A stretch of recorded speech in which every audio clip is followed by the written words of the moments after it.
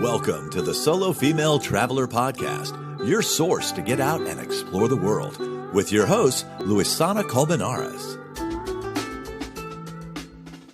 Hi everyone, here I am with Simone. Again, I don't know if you guys remember her from the episode about Philippines. So now this time, she's going to be here with me sharing about Indonesia, specifically Bali. She just came back 2 weeks ago. And oh my God, like her pictures, the pictures she posted on Instagram were so beautiful. I was like, what is that? What is that? You need to share everything about it. So I was also telling her that I haven't planned any questions because I just want her to share. Because I know what you're doing is super awesome, and I don't know, you've been there several times, and you've been, I don't know, to lots of places in that island. So oh. Hi, and thank you so much. And I would love to share about everything about Bali and the project I'm doing out there. And I will say that it is the only place that I have keep coming back to. And I think it was like my 8th time going to Bali. Wow. So it is definitely worth visiting for everybody. It is just the most amazing place I've ever been to. It is so amazing. I know. It's like, yeah, also like when I went to Indonesia, to Bali, it was kind of like because someone in Vietnam invited me, and I was like, well, I don't know. Should I go? But I don't know anything about Indonesia. And then I just went, and I was like, oh my God, this place is amazing. It's like, it's so beautiful, and the people, and there is so many things to see and do and eat and experience. It's like, oh yes. yeah. And the people are just like the most friendly people I have ever met that has been in Bali. The culture is just, everybody is smiling and helpful, and they're just so welcoming. There's like nothing like the people you'll meet in Bali. No, definitely. You know that when I first got there, I go to Denpasar, to the airport, and I was super tired, and all the taxi drivers wanted me to, to go with them. Yes. Oh, they're a little aggressive. So I'm like, no. And then I started walking, and I met one, and I was like, no, like, I don't know, you guys are super aggressive. I don't want to go with anyone. I'm gonna see if I can find a bus. And she was like, hey, calm down. And I was like, calm down. You know what? I understand what you're going through, but hey, I will help you. And you know what? I will charge you the same, and I will take you where you will have to go, because I had to go to Amed, which is in the northern part of the island. And he was like, but my family is in the middle, so my village is in the middle. So do you mind if I take you there, but we stop in my family's home, and then we keep going? And I was like, no, of course not. And then he took me to his village. Like, he showed me all the people. They had a temple there. They tried to get me drunk with rice wine. Oh my God, that sounds like such an amazing trip. No, like that's the things that you cannot plan from home. You just need to say yes when you meet someone who can offer you something like that. I know, and it was an amazing experience. Like, I met his family, and like he gave me like 8 durians. You know, that fruit that it smells kind of bad. Oh yes. So, oh my God. Yeah. So yeah. I know you went to Bali because you have a project, right? And what's that project about? Because I don't want to say anything. I want you to explain it, because it sounds super cool. I would love to. It started 2 years ago. Where I got this idea that I wanted to start like an organization that offers internships to Danish students. So basically, I actually just booked a flight ticket to Bali, and then I rented a scooter. And then I started driving around and visiting institutions like kindergartens and schools and orphanage. And then I just knocked on the door at all the places and told them about my idea. And I never realized that it would be they were just so welcoming, and they wanted to hear all about the idea, and all of them wanted to cooperate, and everybody was just so welcoming. So I ended up actually with 10 different institutions who all wanted to cooperate. And Wow. then it kind of just took hand after that. It just started like one small step at a time. And then I visited all the Danish universities who has the students.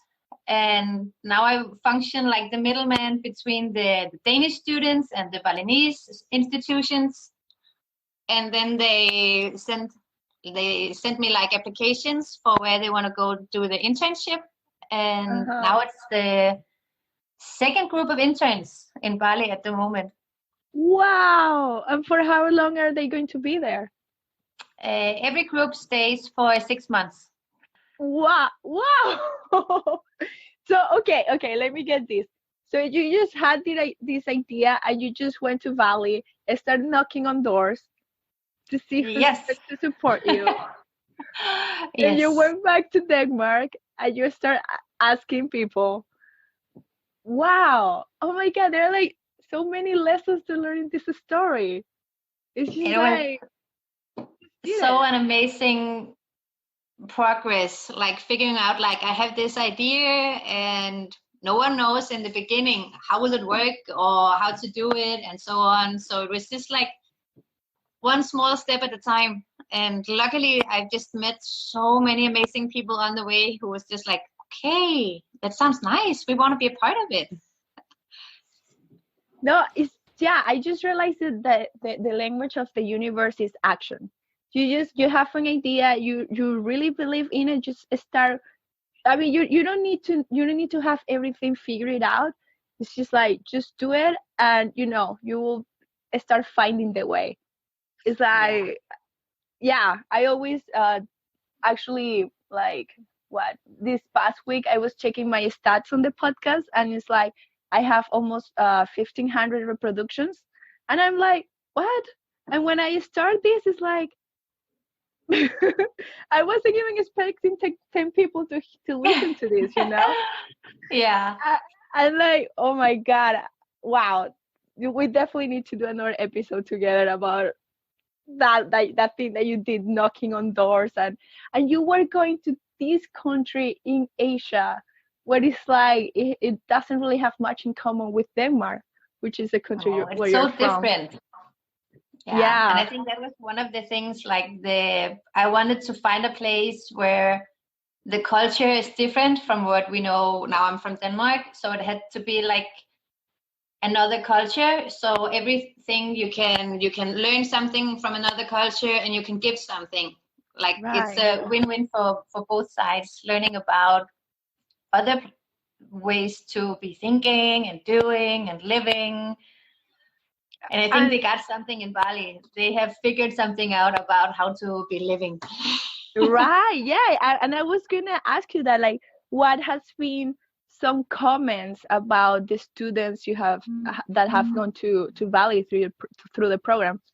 I think a lot of the students who are coming back have learned a lot about themselves as a person, about how to open up and meet people and be helpful, but also in the same way they are learning something about sometimes when you go to another country and realize, okay, it doesn't look and function like Denmark, then they sometimes go home and they get a bit better at appreciating like the system and the way to go, free education and all the opportunities they get here that you can in everyday life. You can often end up complaining about stuff, and then you go to another place and like, okay, maybe I'm gonna be okay.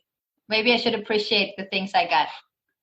Oh my God. Yeah, no, that's we also mentioned something similar in the episode about the Philippines. Is when you go to these places where they don't have the same commodities as we do, it's like, oh my God, it makes you so humble.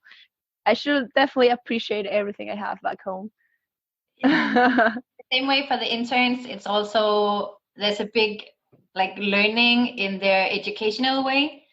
because how we think about the education is about like childhood education and taking care of people, and they meet like back home here in Denmark. We think like in one way of taking care of children, and they do it in other ways when they go to Bali.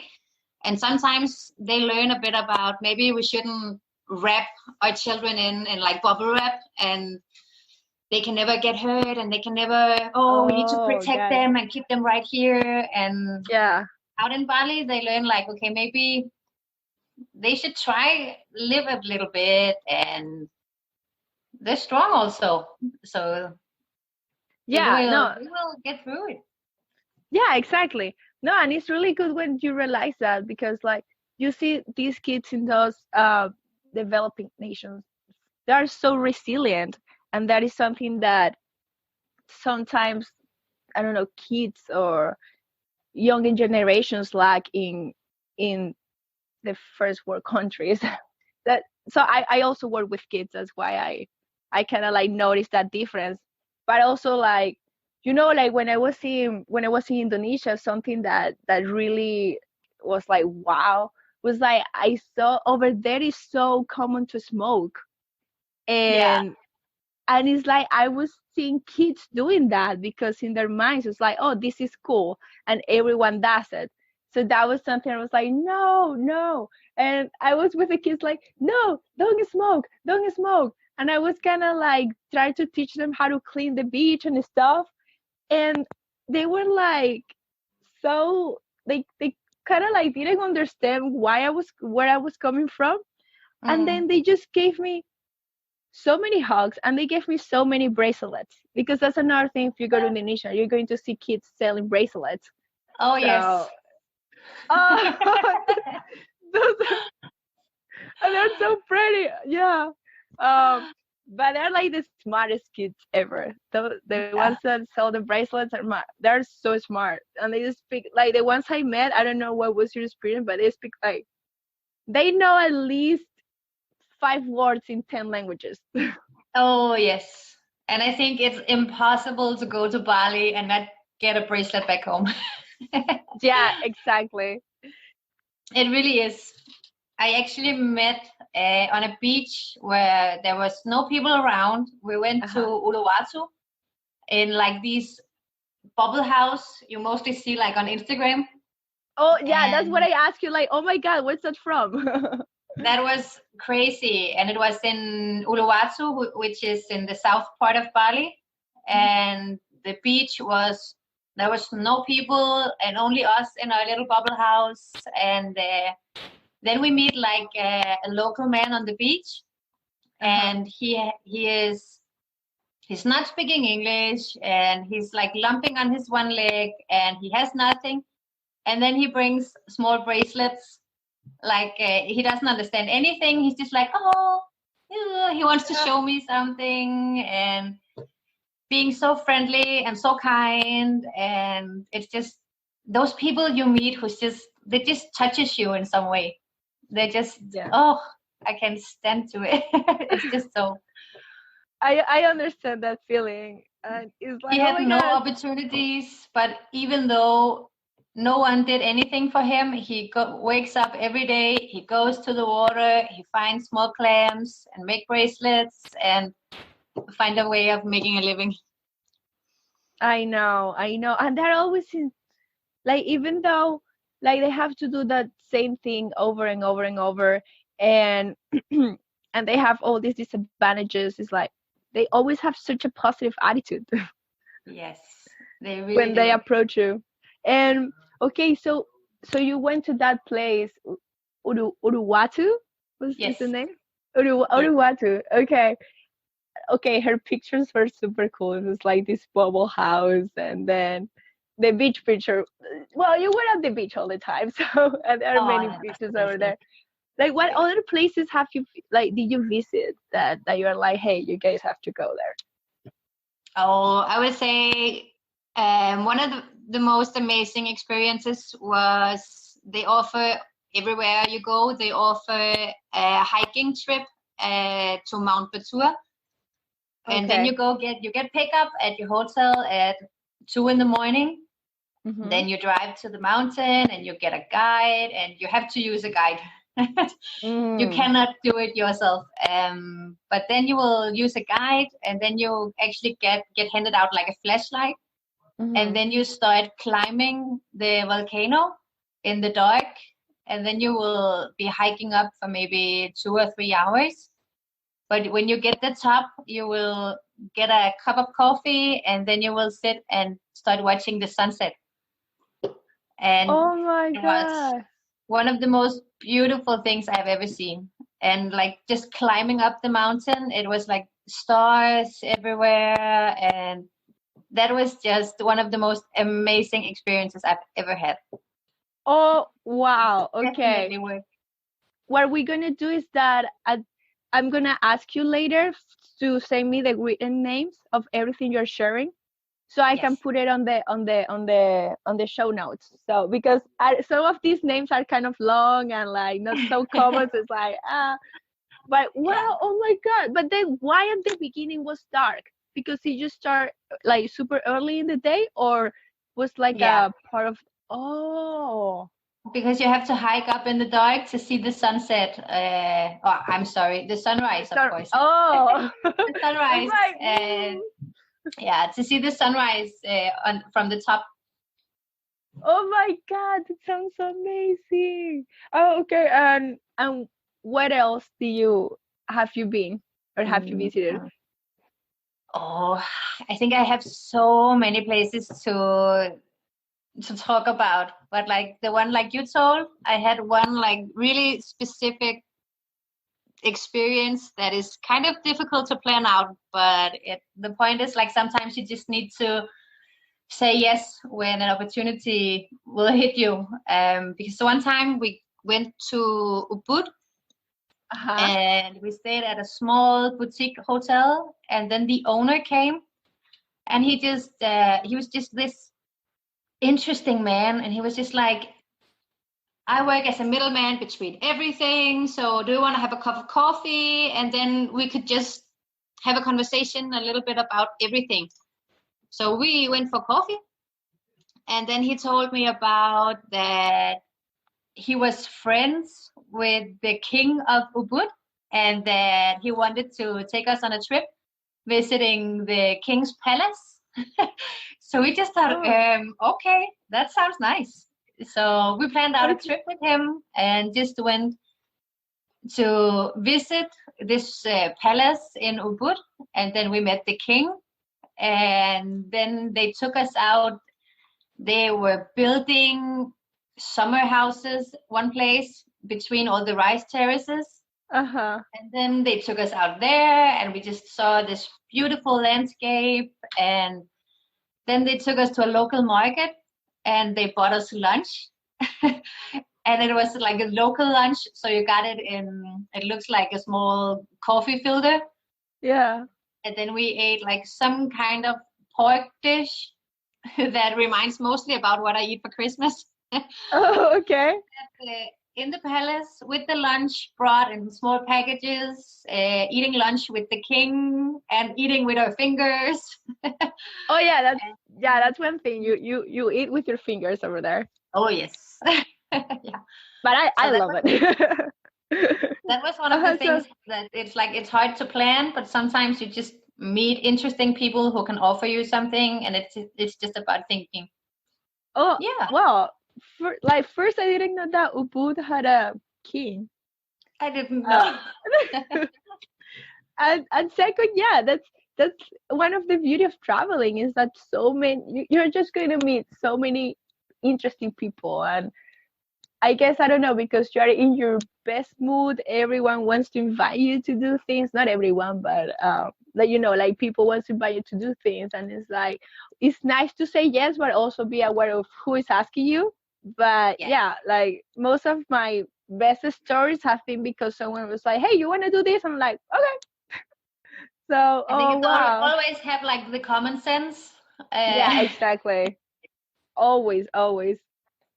When you visit Bali, what are your favorite foods to eat? Favorite food? Yeah. Oh, that would be like, what is it called? They have like their most traditional dish. I think it's called mie goreng. Mm-hmm. If it's, they have it in two different names, and one of them is rice, and the other one is with noodles. And I'm definitely on the noodles all the time. Oh, it's so good. No, they're like they have noodles in so many presentations, and with Yeah. veggie. And one thing that I always remember about eating noodles are it's nothing related, but are the geckos. Do you know the geckos? Oh, yes. It's like they're in every restaurant. So the geckos are these lizards that make a weird sound like that's like gecko. Oh, They're yes. so loud. So that's why every time I went to eat noodles at a restaurant, they were like always a gecko. I was like, "What's that sound?" It was, "Oh yeah, a lizard." I was Oh, like, yes. "Oh." We actually saw one this time. We were at a restaurant, and we saw like, and I don't know if it was a gecko or a lizard. But definitely it was huge. And it was sitting really close to us. And I think it was maybe like this big. Did not move, and I could like see the eyes, and we were talking about, is it like a real one or is it fake? And I actually ended up going so close and saying like, this is a fake one, it doesn't even look real. And then all of a sudden it just starts running on the wall. Oh my god. It definitely was real, but I don't think I've ever seen it like so close. You were like almost about to touch it. Like, oh. Oh yes, I almost wanted to, but then again, not knowing if it was a fake, I was like, I don't know if I want to touch it. I just want to check if it's moving. I know, that's awesome. That's awesome. And yeah, also like, oh yeah, I just wanted to add, it's just like you just say noodles and a lot of thoughts came to my mind.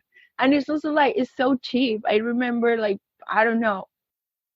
I was eating out. Oh, I every time like when I was in Bali, all the time I ate at restaurants. And Yes, everything was in dollars was like $2, $3. so cheap.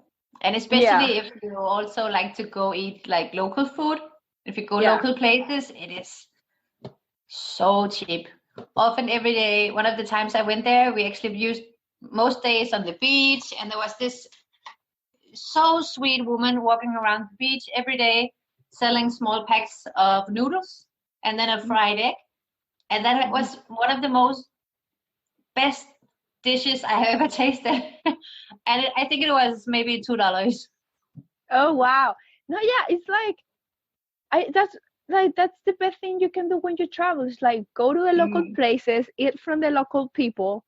Oh my god. And mostly when if that restaurant is owned by by a grandma, it's like the food is the best. I don't know what's the thing with grandmas, but no, doesn't matter if they're like your grandma or a grandma in Asia or I don't know Oh, in yes. Europe, that they're like the best at cooking. They just haven't figured out. Yeah. No, yeah, no, definitely, and yeah, and like people are so nice. I don't know. Also, so when I was in Bali, I went. I don't know if you have been to Amet, which is in the north. No, I think the places I've been was Lovina. Oh, Lubina. Okay. Well, I was in this little village in the north, and then we went there to do scuba diving because that's another thing that you gotta do when you go to Bali. It's like either scuba diving, snorkeling, or surfing. I know you Oh, are yes. big into surfing. I'm not. Yes, I think surfing, snorkeling, diving, everything. They just got it all. It's They do. amazing. I know. And have you gone scuba diving? Yes. What Yes, did you I took see? like the certificate years ago. So I've been snorkeling and dive. I've been snorkeling around the coast of Bali, and then we actually went to the Gili Islands for diving. But that Oh, is also worth recommending. We actually ended up seeing like octopus, like this big. wow. So that was, I haven't seen octopus before. Oh my God, they're so scary. I'm like, what the thing that I love to eat octopus and lobsters, but then when I see them under the water, it's like, fu- like I don't know if I would. They're scary. Yeah, I think it's good in distance. Exactly. Or Yeah. yeah. No, but that's another thing. Like in Indonesia, because yeah, in Bali, well, I did this in the north of the island, and then I saw eels, I saw sharks, like the coral reef sharks, not the Oh huge yes. ones. And also, I don't know if you've done it. I didn't do it, but the one that with the manta rays. Oh yes. Yeah, I didn't do that because it was like I don't know if I can handle it. I would say I've been to in the south part of Bali. There's also the three islands, Uh-huh. Nusa Penida, Nusa Ceningan, and Nusa Lembongan. And we Mm-hmm. actually went there the last time because they have like something called Manta Bay, Uh-huh. where you should be able to see all the manta rays. And I would say I've been there 2 times, and I have not seen the manta rays in Bali yet. Oh, okay. Yeah, yeah. I remember some local was telling me that because I also okay, so if you go to Bali, you gotta okay, the main island is beautiful. There are so many things you can do there, but yeah, you gotta visit the Gilis, which are three islands as well, and also the Nusa, which are the three islands that Simone just mentioned. To me, the Gilis is more like a relaxing thing. You're just like hanging out in the islands and like I don't know if you I mean you saw an octopus, but like my experience was like more the coral reef was kind of dead, was all Mm, white or yeah. bleach. But yeah, I mean I went to the Turtle Bay, I saw some turtles. So and then Nusa Penida, to me Nusa Penida it was like just blew my mind. Yeah. It's I think all it's the, definitely worth going to Nusa Penida. yes, and it's like it's so beautiful, but it's not. It's touristic, but it's not as developed as Bali. So, Yeah. um, I remember going in the scooters and seeing just like people in there every day and kind of like doing their ceremonies. That's another thing that I don't really understand about the Balinese culture. It's like they have ceremonies kind of like every day, and they Yeah. pray like 3 times a day. So it's cool just to see them with their little hats and then like their Yeah. outfits for praying and ceremony. But yeah, It's in yeah. It's like the culture they have, like because I think it's around 70% of the island who is Hindu or Buddhist, and they have uh-huh, these small temples yeah, in every shop and in every temple and in every house, and everybody, even though if they have nothing, they make small like gifts every day for the gods and praying and burning up incense. The incense, like the smelling is so amazing. It oh is yeah, there, and they just have it everywhere. I know, yeah, it's like they're so attached to their religion and their culture, which Mm. I find that amazing. When I was in Indonesia, mostly my family were like, what are you doing there? Like that country is so poor and this and that, it must be dangerous. And it's like, but then you realize that probably their economical level they have is because they're so attached to their religion that kind of like the Yeah, material things are not a priority. And that's that's also true. why I will probably attribute that why they are so happy and they're like so welcoming and I think definitely think it has a saying in their way of being. They really got something figured out. definitely, definitely, definitely. I would say I would love to make a list of everything I can get in mind of everything worth visiting, seeing, exploring, everything. Yeah, Because there's so many things to see. yeah, exactly. Yeah, so let's do that because the names are complicated and there are so many places that we can mention, but yeah, let's do that. Let's make a list. I will put it in the show notes. And so yeah, and then you can Google the places if you get to visit Indonesia, because I also like all the information is in the internet, but at least like, hey, if you go to Indonesia, you're not gonna have a bad time. It's just like, it's so amazing. The people, and in here you're listening to two people that are just in love with this island and yes. this country. Like, oh my God, I seriously want to go back next year. Oh yes, I would say I'm heading back in May. No way. If not sooner, I don't know, but definitely back in May. So if everyone who's listening, who wants to ask something about Bali, want to know anything, want to meet up out there, or whatever it is, they are free to contact me. What's your Instagram handle? It is Simone Langholz. Okay, I'm gonna ask this again. Can you spell at least the last name? I will spell it all together. It is SimoneLangholz. Okay, thank you so much, Simone, for all the insights. And oh my God, it's seriously, it's amazing what you're doing out there.